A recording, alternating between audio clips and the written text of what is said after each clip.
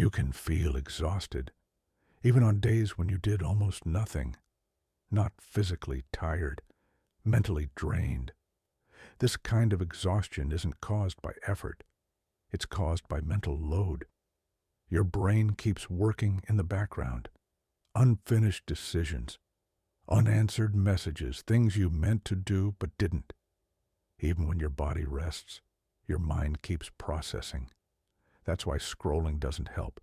That's why lying down doesn't restore energy. Rest helps the body, but clarity restores the mind. Energy doesn't return when you stop moving. It returns when things feel resolved. Fewer open loops, fewer internal decisions. You're not lazy. You're not broken. You're mentally overloaded. And the moment clarity returns, energy follows.